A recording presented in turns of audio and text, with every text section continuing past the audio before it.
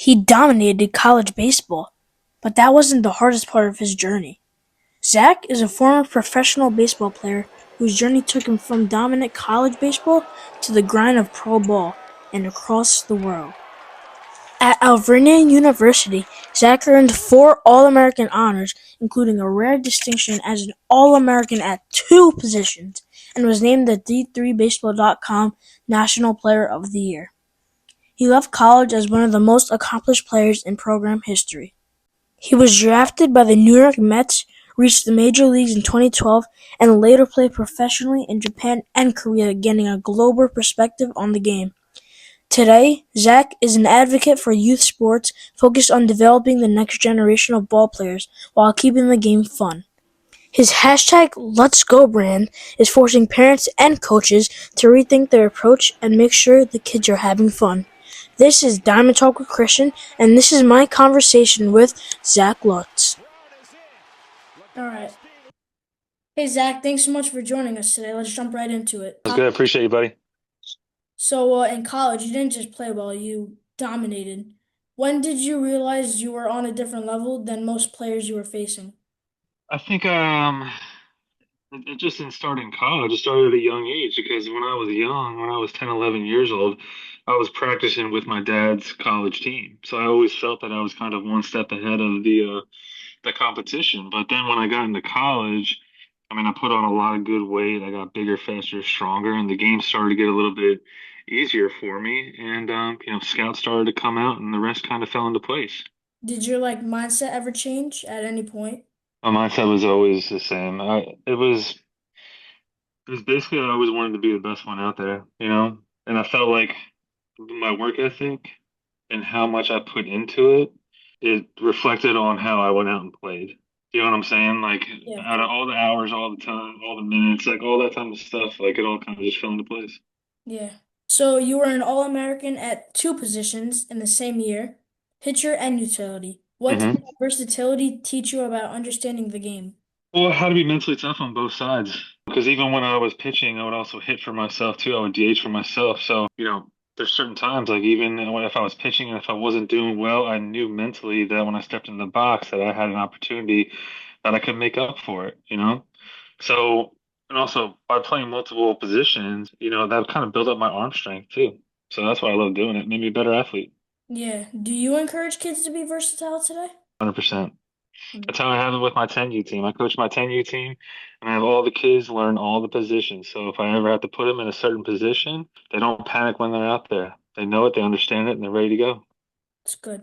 So you hold records across almost every offensive category. Was that the result of raw talent, or was there a daily process behind it? I was always working. I was always hitting. I was always in the gym. That wasn't my goal was never to break records or do anything like that. It was to win. That's the only thing I cared about was winning. And I know with my work ethic that when other teammates of mine saw me putting in the work, that they would join in too. And then that's what happened. And in my freshman year in college, I mean, we went 41-6. It's one of the best records ever at a Division III level. Yeah, that's awesome. So what did a normal day of work look Yeah. like for you? Is this in high school? Is this college or is this pro ball? Let's go with college. College, I would be getting up about 5 a.m.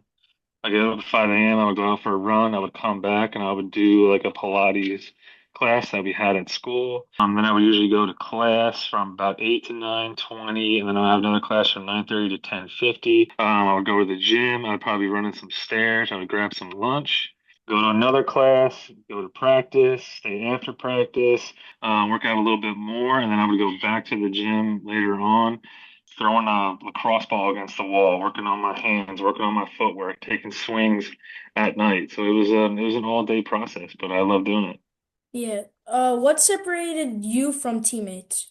I think it was just the focus of of what I had, right? Like in college, it gets different because there's people want to go to parties, people want to go out and hang out and do all this stuff. But for me, I never lost track of what I was pursuing, and that was to play professional baseball. So I didn't really care about anything else. I just wanted to focus on what I wanted to do because I wanted to be the best.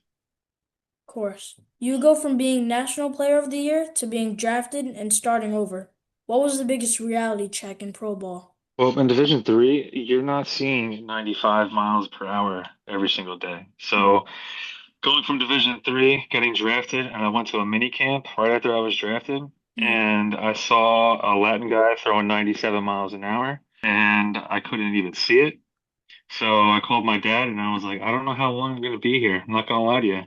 And he said, just relax, just get back to your approach, get back to your routine, and everything will be okay. So then the more and more you see it, the more comfortable you get with it. So to you, was it more of a mental, physical, or like lifestyle? Mental, Yeah.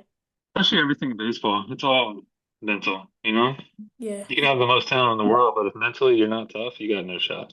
Yeah. You need the mentality. Exactly. So looking back, what Mhm. skill, mechanics, or mindset mattered the most for surviving like a pro grind? I think it's just figuring out what my everyday routine was because in college and high school, you're not playing every single day. And then when you get in the minor leagues, you might be playing 25 days straight. So you have to figure out what your sleep schedule, your nutrition, your working out, your pregame, your postgame, all Yeah. that type of stuff. You got to just figure out a routine. And I found one that worked for me and I stuck with it for, 10 plus years that I played. Yeah. So you played in the big leagues, the minors, Japan, and Korea. How did each level challenge you differently? When you advance from single A to double A to triple A to the big leagues, it never gets easier, right? And that's why those levels go up because the competition level rises.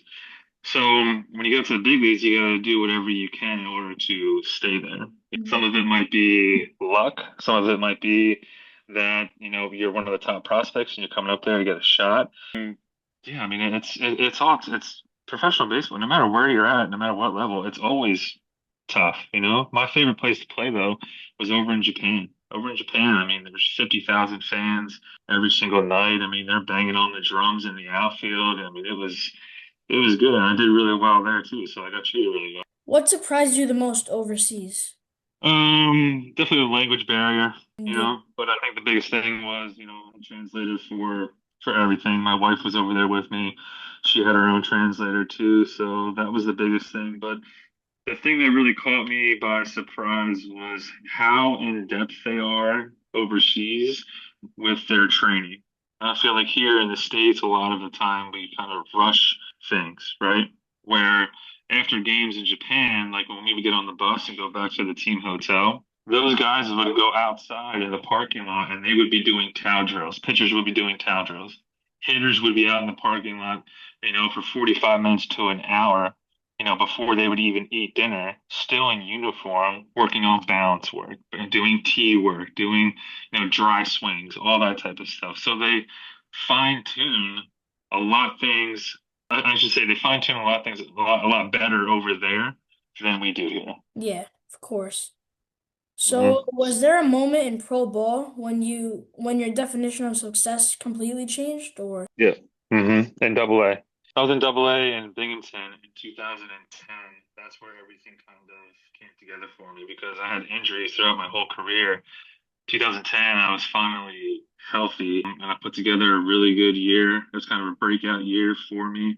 Put me on the map as far as power wise, as far as, being a top, third baseman in the league, all that type of stuff. But man, sometimes you just find the right coach that kind of helps things click for you. And the hitting Yeah. coach that I had there and the manager there too, like they were great and I was comfortable. What do young players misunderstand most about what it takes to actually last in a game?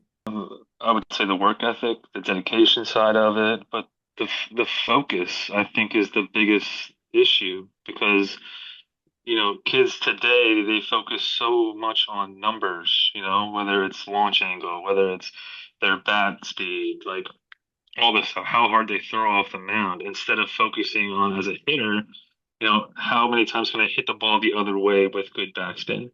As a pitcher, when I go on the mound in a bullpen session, like how many strikes can I throw consecutively, right?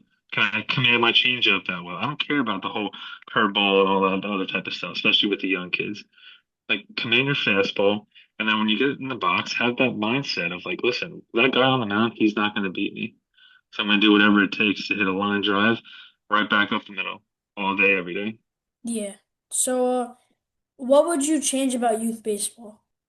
What I would change is probably the mindset of everything right now. Like when I said everything is kind of rushed and the focus isn't on necessarily a good outcome. It's focused on numbers. I don't want to be chasing numbers. I want to be chasing going out there. I want to learn the game.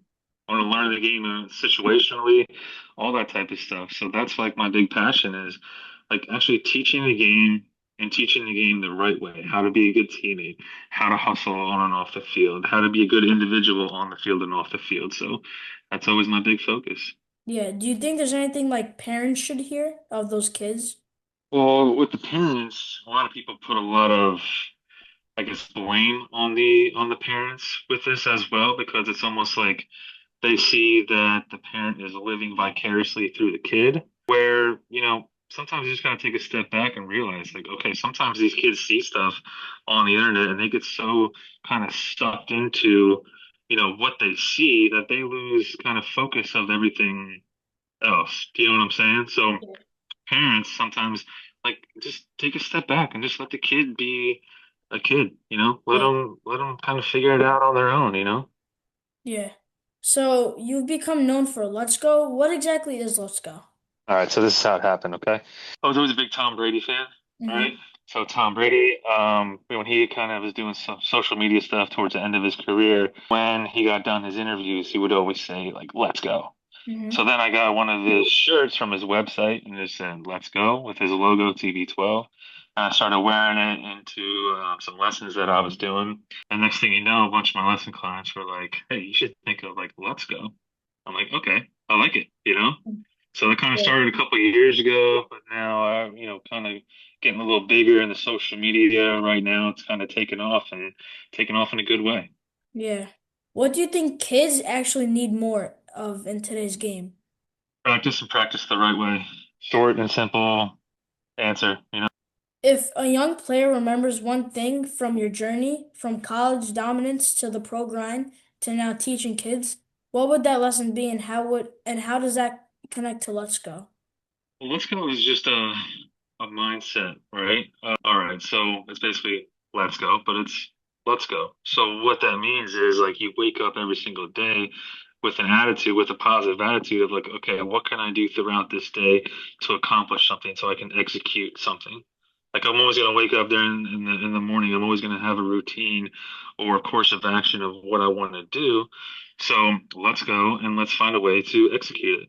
Yeah, I like that. What does success really mean to you now? Having a positive impact in the youth community. Like everybody always thinks when you make it to the big leagues, like that's what people remind you, like get reminded of, right? But for me, that's never.